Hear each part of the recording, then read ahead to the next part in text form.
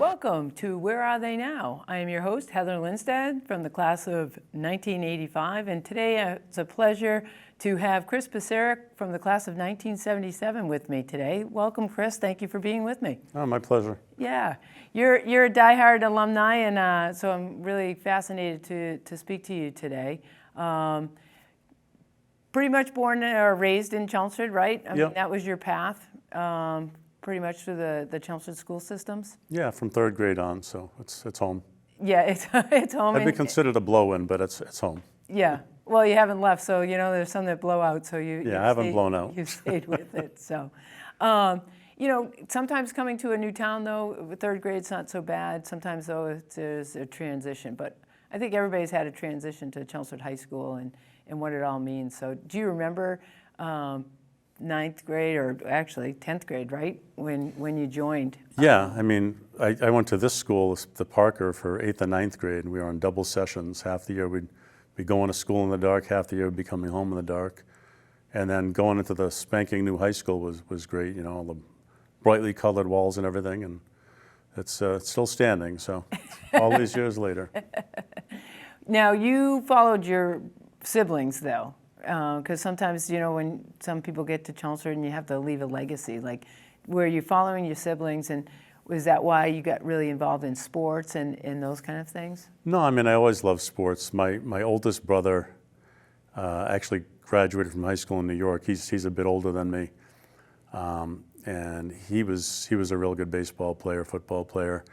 My middle brother graduated from Chelmsford 3 years ahead of me from the old McCarthy School.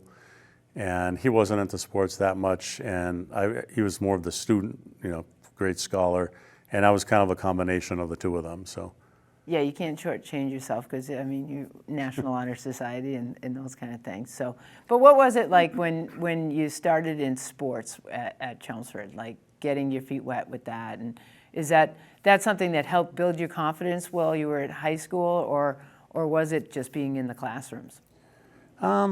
I didn't have a lot of confidence. It was a tough time in my life. My dad was in the process of dying of lung cancer. So, and those teenage years are difficult anyway. Yeah. So I was a very insecure kid, but I had great teachers, and a small group of friends who were very supportive.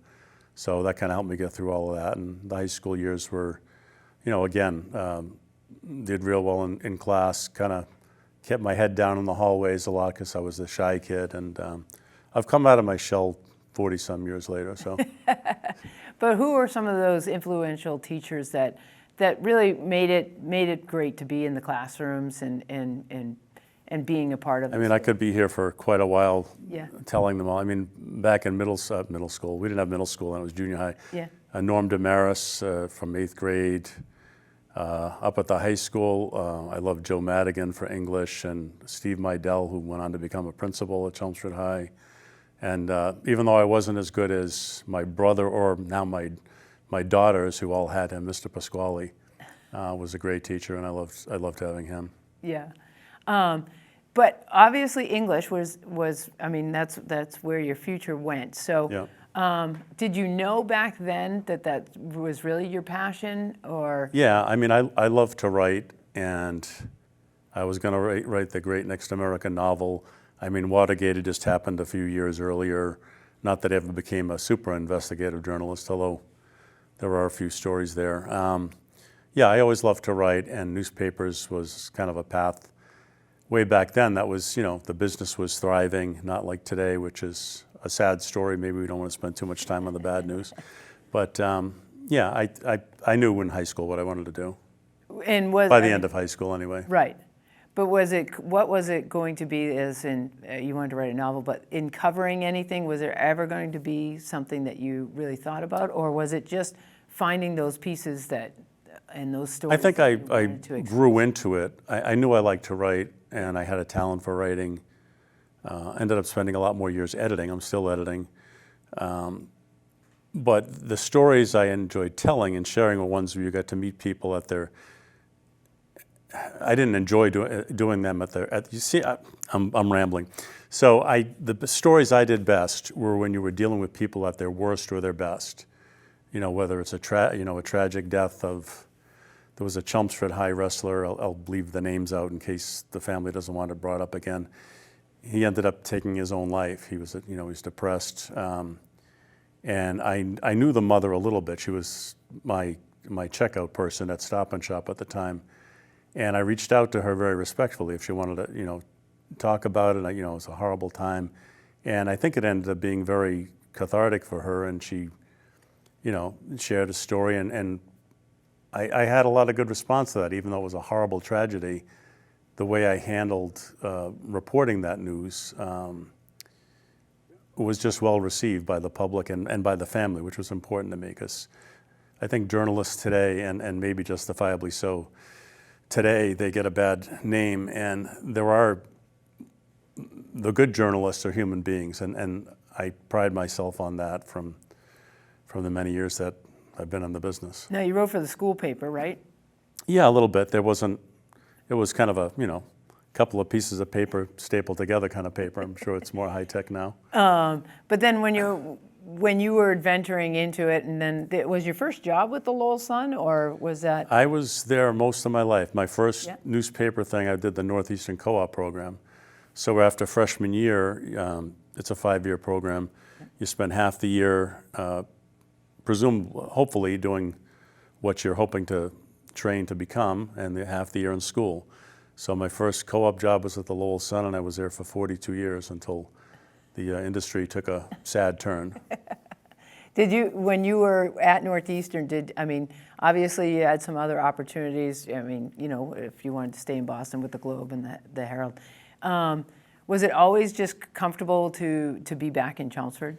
It was good to be home and be with family, but also the opportunities of a smaller paper like the Sun. I had friends who were working at the Globe, and they were basically going out to pick up coffee orders for the bosses.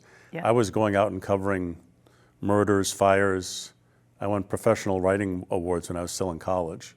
Did you really? So I wasn't picking up coffee. So I probably picked up a coffee or two for somebody as correct, well. Right. Which is when I started my caffeine addiction. But And what was one of those top stories that, as a college student though, and then you really kind of knew where you were going? Yeah, and again, it wasn't fun, but it was important. There was a shooting at the Stony Brook Counseling Center in Village Square. There was a fellow who was actually the son of a former police chief in town. He had been trying to get on the force, but he had some psychological issues. He didn't pass the psychological exam, and one day walked into the center and shot the psychologist and a couple other staff members. I think 2 people died in it. Another one lost an eye, and he ended up taking his life up in Vermont. He sped out of here, and I was the first one on the scene with a photographer who, I won't tell you how fast he was going down the Lowell Connector, but we're in Village Square pretty quickly. And there were other people on the story as well, but for my role in that, we got first place in spot news writing. And what year were you at Northeastern? I was, that was 1981. So I was in what they call, by then I'm a junior. There was a middle years, that third year, but Yep. I think I was a junior in college by that point. Yeah. When you were going into it, and you obviously talked about some of your teachers and those kind of things, but was there another writer that you kind of studied or watched or anything that was an inspiration outside of a professor or anything? Not really. I liked, it was required reading of different English classes. I like John Steinbeck a lot, but I didn't try to emulate him. It just enjoyed his writing. And even at the Lowell Sun, was there anybody that was you saw as your mentor? Or? Well, who was my first mentor? Actually, you could do a whole show on her. The late Patricia Montmany was the police reporter at the time, and she would take me around to Lowell District Court and see all the people that would be in there on a Monday morning for arraignment for whatever naughty stuff they did over the weekend. But she took me under her wing quite a bit in the early going. Yeah. But I didn't necessarily copy her style. She taught me a few choice words to my vocabulary, which we can't say on this show. But when you talk about that, though, so you've always been around Chelmsford and those kind of things. Is it nice to just kind of know people be inspired by people. I know you still are inspired to help with the Lions Pride. And do you still have that really sense of pride that what you did at Chelmsford High and then into Northeastern is really kind of brought you where you are? Is it the community? Yeah, I mean, I think a lot of it's there were great opportunities at Chelmsford High. I don't think I took advantage of nearly enough of them. And, if we talk about music later, that'll be one of them. There are so many great things that you could do with a Chelmsford education. And I guess I picked my spots and I grew into, whatever it was I became. But yeah, it was a great place to go to school. I have a lot of pride in being from Chelmsford. I'm not a Chelmsford snob, as my wife called me when we first met, but she thought this was the sticks up here in Chelmsford. Yeah. So I drove her out to Townsend and showed her what the sticks were at the time. Even Townsend's getting built up now. So. So speaking of that, though, you found your passion right away in writing, right? Yeah. But since then, though, too, right? You've added your talents of music. Is that something, though? You said you didn't see all the opportunities, but your kids went through Chelmsford High too, and did you see through them like the different lenses of maybe opportunities or how the school has grown? Yeah, I mean, it just expanded. I mean, my kids didn't end up doing music. They're all musically talented as well, much beyond the middle school years, because there's just so much, they were all really good students, so there's a ton of homework, there's a ton of demands academically, and I had those as well. So you have to pick your extracurricular, where you're going to spend your extracurricular hours. So in 8th grade, I remember I got picked for the all-district chorus, and I ended up not going because I would have had to miss one hockey game for it wasn't even like this travel. I was a goalie on just an in-town Chelmsford hockey team, and I didn't want to let my teammates down. Yeah. So I didn't go to the district thing, and that was the end of my high school music career. Okay. I never went back to that, but I rediscovered music in college. So it was in college, and how did you rediscover it? So I got to do the short version of this story. So my freshman year was fall of '77, winter '78. We got snowed in at Northeastern in the blizzard of '78. I was already sick with bronchitis. I ended up coming down with pneumonia. My stepfather had to get permission from the National Guard to come in and get me. I spent a week in St. Joe's Hospital in Lowell. Once I recovered from that, I needed a few more weeks of recovery. So I ended up dropping and getting incompletes in my academics for that quarter and made them up in the summer. But because Northeastern wouldn't reimburse the room and board, instead of staying home with my mother for the next month or month and a half, however many weeks was left in the semester, I decided to go back and party with my roommates, and I learned how to play a friend's guitar.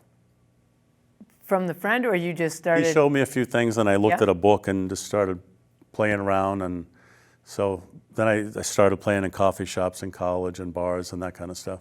And prior to that, is there anybody else in your family that had, because you said you've passed it on kind of to your daughters and stuff Yeah. like that, but before that, was it your mom? Yeah, your my dad? mom actually, as a teenager, sang at Carnegie Hall with the New York Metropolitan Opera. Not as a regular, but like a featured artist periodically. Yeah. We have some recordings at home. My dad was tone deaf, so he was a horrible singer. My mom was a great singer. I'm somewhere in between the two of those. So was it the same thing? I mean, we talked to a lot of people, the arts, music, and those kind of things. Was it, you couldn't pursue the music career, or you never thought about it? I didn't think about that it, really. hockey thing? I always Okay. put like sports first, and again, I was going through that tough time I described earlier, and Yeah. I didn't know what I mean, I sang in the church kids choir and that kind of stuff, but I didn't know how important music would become to me. Right. Had I discovered it earlier, maybe I would have had a different path. I don't know. So playing in bars and playing in college and stuff like that. So are you just self-taught and just kept going with it, and you did establish I did a it for a band? while. I actually, when we leave here tonight, I'm going to actually rehearse with he's my brother-in-law. He's been my brother-in-law for going on 40 years now. Happy anniversary, honey. So his name's Paul Sensul. I met him summer of '80, and I met his sister a couple weeks later. It turns out, we didn't know it at the time, but it turns out it was a setup. But I played with him in college, and for several years after. Then we, we started families and all that kind of stuff, and my priorities shifted again. I was too busy to be out playing in bars, but we continued to play. We'd play in my mother-in-law's kitchen after Sunday dinner, and maybe 7, 8 years ago we started up again. Now, is it the same band name? Yeah, we go by, the name is Zephyr. I came up with it on the spot at the Rathskeller at Northeastern. We had to come up with a name, so. I know that place. So how is that going now? It started out slow. Well, it took a big bump in the road when COVID came along. So we went on hiatus for over a year. But we have a monthly gig at Mandarin Asian Bistro in Lowell. We'll actually be there on Good Friday, 9 to 11, if anyone wants to go. And we're looking to, branch out a little more. We've played the Chelmsford Elks, and we want to try to get into more places because I have more time now. I work part-time now. It's kind of anywhere between 3 and 4 nights a week, depending on what the needs are at the Manchester Union Leader. So we are hoping to do more with it, but. So we're going to talk about it, but is it something though, and obviously you didn't do it in college, but did you ever see yourself being a writer of songs prior to that? I've probably written over 100 songs, many of which, could end up in the wastebasket, and justifiably so, but I've written some stuff I'm pretty proud of. I think if I knew what was going to happen to the newspaper industry, I'd have to do the math, 40 some odd years ago or whatever, and I knew how important music is. I play in the music ministry at St. Mary Church as well. I'll be playing there this Friday night for Stations of the Cross. If I knew how important music, it's my peace of mind a lot of the time. Right. If I knew how important that was going to become to me, if I had to do it all over again, I would have been a music major.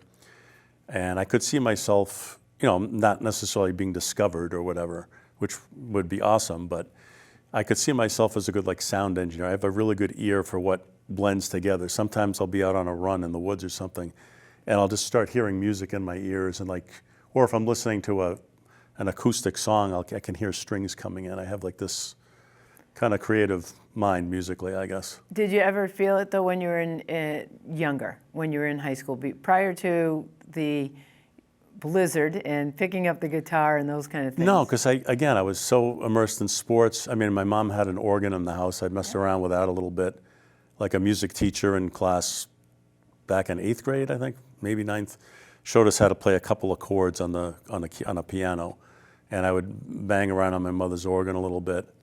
In college, I ended up taking an intro piano course. I still can't really read music. I mean, I can look at it and say that's a quarter note or whatever, but it's like a foreign language. You have to really immerse yourself so I do most of it by ear or.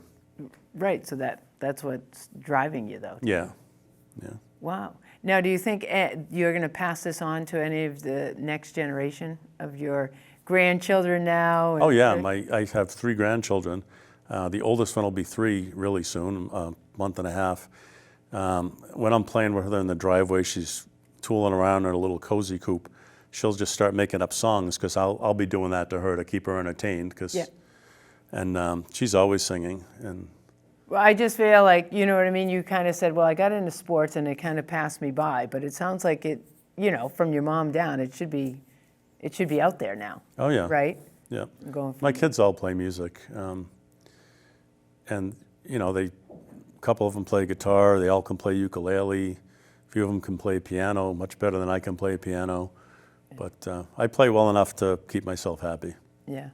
Well, I know that you have a piece for us to play, and I think it blends what you did. You've written forever, and now you've got your music career blossoming. So I would love to just leave this to you. I'm going to say, for all of you out there, please enjoy Kris's song and come back and watch our next Where Are They Now. But for now, I'd love to just end our show on a musical note from you.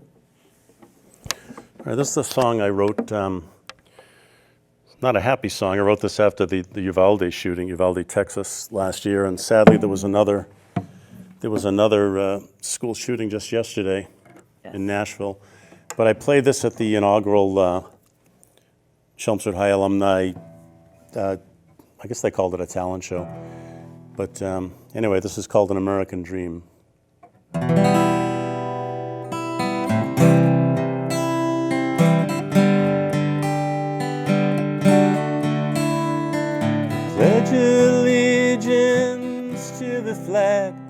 as each school day begins. But stars and stripes that shone so bright, like hope begin to dim. Inglorious banners wave aright to carry lock and load. How many babies have to die for such freedom to implode?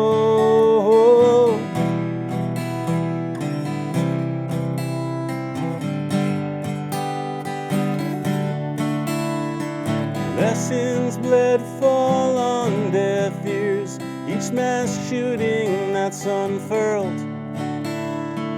Half-cocked bullet points are made in the NRA-funded world. Brothers, sisters, daughters, sons are never coming back. But campaign cash can quell this fire. Let's take another tack. It's a banner day for America, home of the free and brave. But when cowards wield their AR guns, just what have we saved? Not the blood-soaked innocence, or that chance to live and play, or a world safe from hypocrisy, where money seizes the day.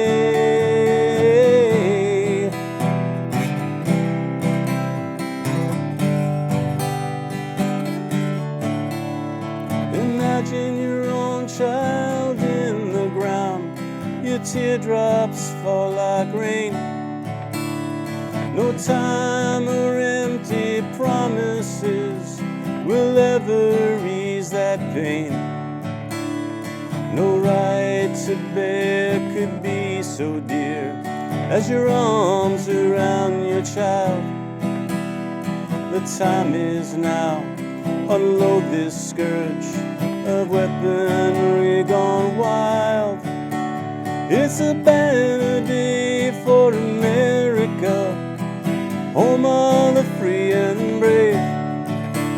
But when cowards wield their AR guns, just what have we saved?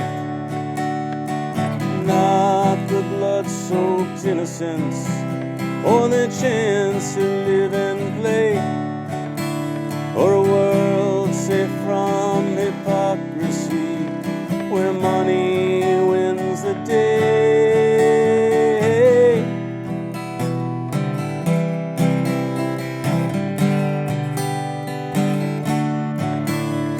And glorious banners wave aright to carry lock and load. How many children have to die for such freedoms to erode? Imagine your own child in the ground, your teardrops fall like rain. No time or empty promises will ever